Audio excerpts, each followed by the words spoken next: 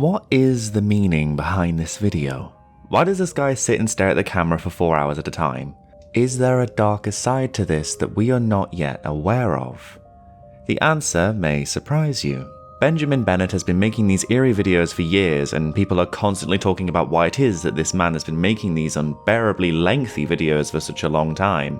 Compilations of the exciting parts of these videos have surfaced, the three most notable being the time a burglar breaks into his home where Ben remains horrifyingly still in the face of danger.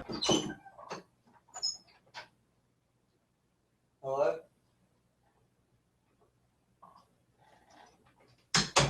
A time where Ben visibly wets himself on camera, and two videos where, at points, he inconsolably sobs in spite of the series' purpose: to smile. People are determined to unearth the purpose of this series and scope out some uncovered evil that forces him to endure these long videos. Some say that he's being controlled by unknown forces or being held hostage by someone else off camera. For over 300 episodes. There are a wealth of theories available to search for at your leisure. They're really high quality, I promise. Something that interested me, however, is the way the audience decides to superimpose their theories about Ben as their own canonical universal truth about the video itself. He must be enduring some sort of forced, horrific pain to subject himself to consistently doing nothing but smiling for 4 hours at a time. Right? Why would he do this to himself? The truth is that these videos are actually just there to exist as what they are: a man who sits and smiles in the corner of a room. I guess if we're really going about putting labels on things, it could be seen as a type of performance endurance art, and the intrigue seems to come from the audience clicking through the video to see what has changed over time as he sinks further into those 4 hours. At least that's how I watch the videos. Because there were these few instances of intensity like a robbery to an otherwise extremely boring video series, it keeps the audience guessing by coming back and hoping something happens this time. The guy himself is just as fittingly elusive. He reveals next to no concrete information regarding the intent, meaning, or end goals of the videos, even in the interviews he's been involved with. I, by the way, am hesitant to call his videos endurance or performance art because he himself is resistant to that label on his videos. It's this resistance to revelation that keeps the audience guessing, despite the content never altering its core format. There is something to be said about the way in which the audience constructs a specific narrative around the artist. You see it happen pretty often, from abstract art pieces to politics to even fandoms, and yes, I will be looking into these in future videos, don't worry. Sometimes these individual interpretations of a creator's content becomes the unsaid truth about the piece, even if the creator disagrees with it. The theories about him being held hostage are entirely untrue, and Benjamin even outright states this. People like Benjamin are less interested in giving answers and more about providing something to react to. There's this very widespread conspiracy theory that I'm being held hostage and being forced to do this, which is completely ridiculous. I don't know if they actually believe it. I think that people are just creating a theater for themselves that is more entertaining or more comfortable for them than the reality that there is just no explanation. Reading that blew my mind a little bit, honestly.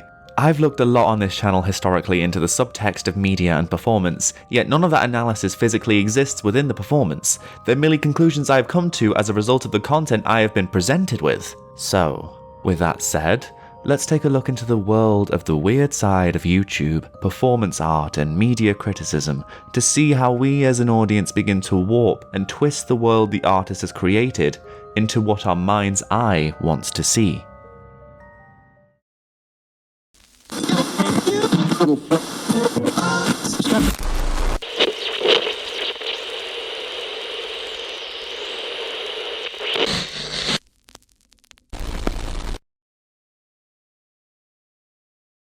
Ben also has a second series of videos that started around August 2017, though a portion of them were re-uploaded for whatever reason.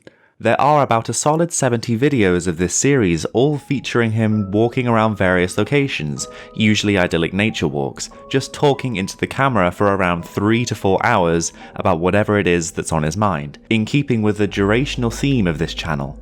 I noticed myself, I guess, thinking about how I should start the video without thinking, and it was very brief.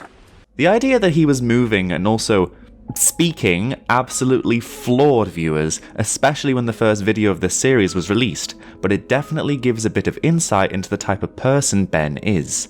But that's also kind of the problem to him, I think. I'm purposefully trying not to impose my understanding of Ben onto him here, so I don't misrepresent the reasons behind his videos. The feel of the videos are quite meditative in tone in both series of videos, and he does cite some of his influences or inspirations, that being philosophy, especially the metaphysical variety, and academia regarding the spectator in art and politics, which we'll look into a little bit later. Ben is committed to remaining as anonymous as possible, perhaps in order to retain some of the mysterious essence that lies beneath so much of his work. I never really got the impression that he expects anything from his audience, and he does confirm this in interviews.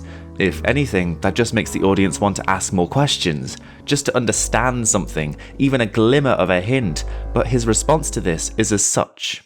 I think the reason why people struggle is, in a broader sense than whether it's art or not, is because it can be uncomfortable to just exist in mystery, to let the mystery of reality engulf you, to just stop trying to pin things down and make things solid, and feel like you are a solid self that understands the world.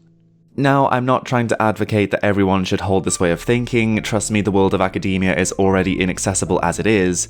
Instead, I think it may be as simply put as it is said. It is uncomfortable to just exist in mystery. You know, if anything, I think it could be harmful for us as an audience to try and look further into the subtext of this response Ben has made.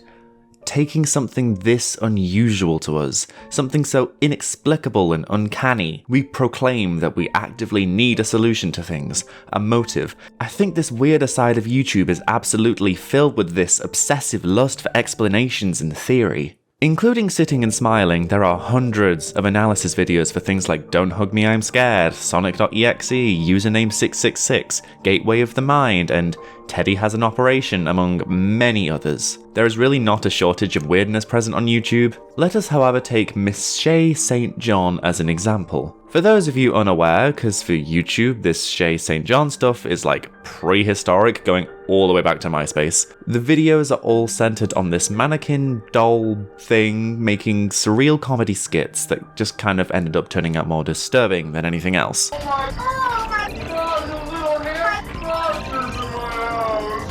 It puzzled viewers. Some others found it hilarious, whereas some went along with the strangeness of it in the comments. Some video responses were trying to find out the real truth behind the skits, but without a lot of luck for a feasible explanation behind this puppet that acted like a washed-up Hollywood celebrity. The creator of Miss Shay St. John did, however, pass away in 2010, so there's a very slim chance of finding out the creator's present meaning or intention behind it beyond speculation and accounts from people who supposedly knew him. We also have channels dedicated to analysing internet myths, true crime, legends, and the infamous horror story genre of creepypasta, such as Rainbot, Blame It on Jorge, and Scare Theatre, the latter of which looked into the Shay St. John character. I am a fan of these channels, so I'm not coming for their analysis style or implying there is malintent going on here. Nonetheless, when we compare the purpose of these channels to the comments Ben made about us making a type of theatre for ourselves, the result becomes rather simple. We have an intrinsic part of us as people that love to tell stories, whether accurate to the source material or not, and the more believably depicted they are, the more enticed we as an audience become. I imagine the reason the creepypasta trend of the early 2010s was so popular is because of the fact that a lot of us on YouTube at the time were children or teenagers, especially because a large portion of these creepypastas were based on corrupted content relating to our childhoods. Lee Hardcastle, a clay artist, is a great example of this corruption with his Couch Gag series featuring The Simpsons. It's a complicated feeling describing the series, but the audience appears to resonate with this overpowering sadness, seeing characters who were once icons for free-spirited and youthful optimism warped into this grotesque and emotionally harrowing slaughter. The world of The Simpsons shouldn't exist that way, but here it is in front of your very eyes. This appears to translate to a lesser extent to the writers of popular creepypastas, which explains its notoriety. In any case, it does cause some people to misremember these stories to be factual to the world of these media. Squidward's Happy Fun Day Out comes to mind, for example, and this is where I begin to get a tad anxious. The legacy of Miss Shay St. John leaves behind a group of people who see its creator not as an artist, but rather an insane alcoholic. Shay's creator, Eric Fournier, died of alcohol-induced internal bleeding. People would debate what mental illness Shay or Eric had and express this parental type of concern over someone acting strange on camera. Don't get me wrong, quite a lot of artists do struggle with those kinds of issues. I literally covered this in my previous video. It's moreover the celebrification of Eric as something to be gossiped about and speculated upon that really strains the relationship between us as the audience and the artist. The creator dissolves into the preferred narrative told by the audience who consumed them. It's extremely hard to not come into contact with media today without it being recommended to you via a review on social media or a trailer or through someone else. So you kind of go into these videos with a reminder that someone called this person a psycho, and from there, it becomes difficult to charitably interpret this as anything else. If we go back to sitting and smiling, I think Ben must know about how his videos are received. It doesn't matter what he tells us, it is up to the audience to ultimately decide what he really is to them. He could publicly deny that he's being held hostage, but a certain pocket of the audience can reply with, "That's what they want you to think. He was forced to say that. He's lying." This imaginary person that is holding him at gunpoint becomes a real part of the story for the audience to project onto Ben's videos. This is because that explanation provides a more comfortable or exciting understanding of the content rather than him willingly doing these videos. Honestly, we ascribe this way of thinking to most groups of people that we don't understand, and from Ben's inspirations, we can see that he likely understands this. Much of contemporary performance art receives a similar reaction. We have David Lynch, that one, who has a YouTube channel dedicated to just choosing a numbered ball every day, and the audience are David Lynch fans, so they're fine with it. Bad example, but I'm glad the audience is invested. Okay, better example. Marina Abramovic is one of the most popular performance artists out there, known for her works relating to the extreme capacities of the human body, the audience, and relationships to other artists. You might have even seen a video of one of her performances called "The Artist Is Present," going viral after Marina has a deeply emotional encounter with one of her old lovers. However, one of her older pieces, Rhythm Zero, takes a look at the relationship and limits between artists and audience. Marina sits, remaining immobile, with a set of objects for the audience to interact with. They remain fairly passive at first, but when the idea that they can do whatever they like sets in, and I mean whatever, the aggression within the audience begins to skyrocket, where they cut off her clothes, write words on her, and even ending up with one person holding a gun to her head. Also, yes, the set of objects included a gun and one bullet. She even has a scar on her neck from a cut someone made on her with a knife. She talked about this performance recently and noted this strange reaction at the end of her show. And after 6 hours was finished, I start walking towards the public. I was a mess. I was half naked, I was full of blood, and tears was running in my face. And everybody escaped. They just ran away. They could not confront myself with myself.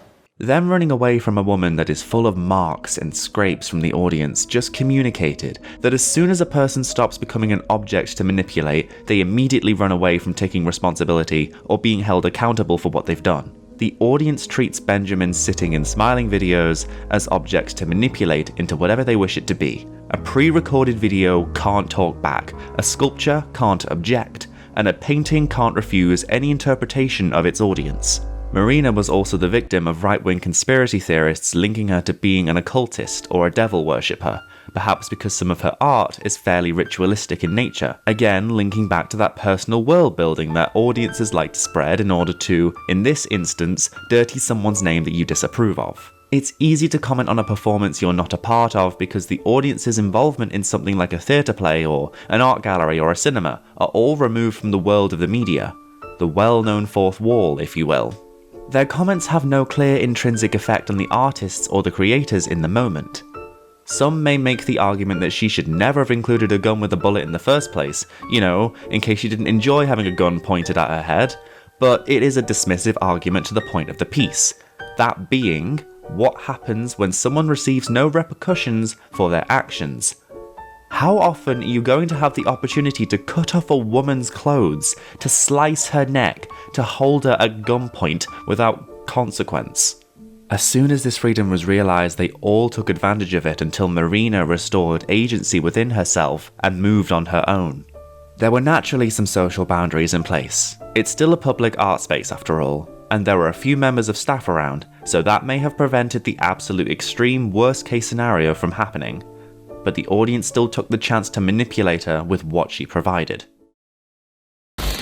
Take a look at this person. What immediately jumps out at you about this person? Is it a feeling of disgust, admiration, perversion? This person will undoubtedly provide a strong reaction from most people because they have a non-normative aesthetic about them. Some may even assume that this person may be doing it because it's a sex thing, which fits into how the UK and Western societies generally view nudity and non-conforming styles. They may actually be doing it as a sex thing, but there is this discomfort experienced by a pretty large size group of conservative-leaning people that perceives these people as a threat to their own personal bubble. They come up with their own stories about this people from a set of linked assumptions in order to explain away their unusual appearances and acts, and this happens almost every year when Pride Month comes about, and then the issue just slithers away until Pride happens again. I personally just like that people like this exist, and there doesn't always need to be a clear or neatly cohesive explanation or justification for the way that they choose to dress. The way I engage with people like Marina Abramovich, Lee Hardcastle, the guys behind Don't Hug Me I'm Scared, or even Benjamin Bennett, is more to question why I feel a certain way when looking at their work, rather than attempting to overlay my own version of their story over the actual content. There is definitely a need for us to learn to distinguish how it is we as an audience consume art, media and entertainment, because it knows how to push us over to believe something we usually wouldn't. When I hear someone say Ben's being held hostage, I hear that the only way the commenter would perform this is if they were being held hostage. But the theory spreads and becomes the accepted version of the facts within that circle of people. A person complaining about Marina Abramovich's involvement with the occult is fascinating, but I prefer to understand and look into why that person links ritualistic performance and language with sincere occultist practices. It's mostly just about upholding the status quo that they know. You better not change my understanding of my world because it took a long time for me to get there. Marina's art is almost always uncomfortable or intensely emotional for the audience who witness it happening in real time, and some audiences reject the feelings they have during the piece. Marina makes this statement about becoming comfortable with the bubble you have made. We are always doing things we like in our life. And this is why we are not changing. We do things in life. It's just nothing happened if you always do things the same way. But what my method is to do things I'm afraid of, the things I fear, the things I don't know, to go to territory that nobody ever been. Marina's words are fairly self-explanatory. She is saying that when you live inside your own bubble, you're not moving anywhere or you're not developing or growing, you just stick to the things that are comfortable and the things that you enjoy. This has made me understand why she does these durational, repetitive, ritualistic performances for the public to observe, because the nature of these performances are confusing, unnerving and out of the ordinary. In some extreme states of mind, these performances are what people see as the devil, a catch-all scapegoat used to ignore anything you don't want to acknowledge. I have heard of the phrase doxastic anxiety from philosopher Jennifer Foster to describe an anxiety about forming beliefs. It is in essence a deliberate ignorance of certain ideas or beliefs that you may not want to face. It is the devil that made her perform these rituals, and that is the furthest people will comfortably go to acknowledge Marina's work, when we know that it is about something else entirely. Abigail from Philosophy Tube uses vegetarianism or veganism as an example. I don't want to believe that eating meat is wrong, so I remain deliberately ignorant of anything that might change my mind. Sometimes we form beliefs that deep down we don't believe in, but we've already committed to believing in them publicly, so we have to ignore new information that could change your mind. You can probably think of a whole host of people who think this way, and it's some of those people who attribute this way of thinking to Marina and to things like sitting and smiling or the weird side of YouTube. It's weird, therefore it's tainted, and must be the source of some unknown evil. As for the creators who look into and analyse popular internet myths and legends such as Rainbot or Blame It on Jorge, the way they look into it is fairly harmless. I can imagine if certain creators came into this type of content with a political slant, it would begin to skew what the audience is seeing of these types of performances.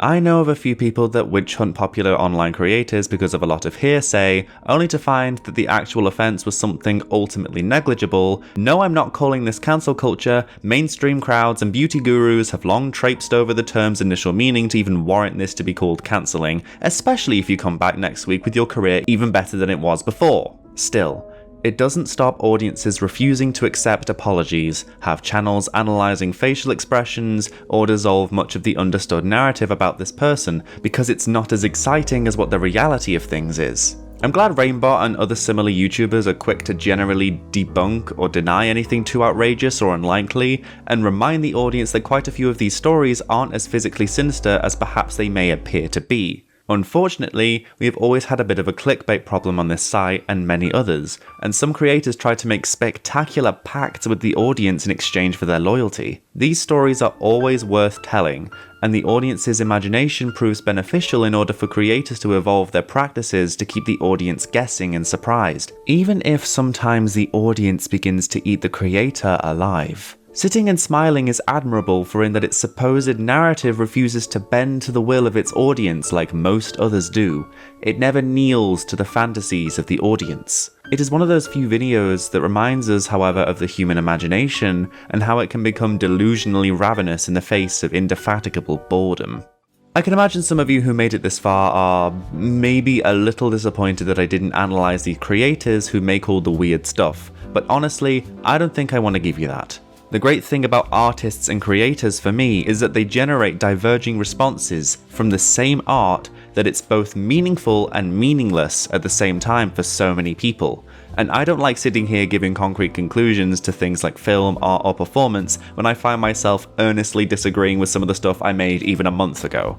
Readings of the holy book itself constantly change throughout the years, and as will we as we grow older. People, ideas, and art warp in reflection of the society presented before it, like a mirror to whatever trained responses we have to it. And we may choose to ignore its reflection, deny it, or even try to fight against it.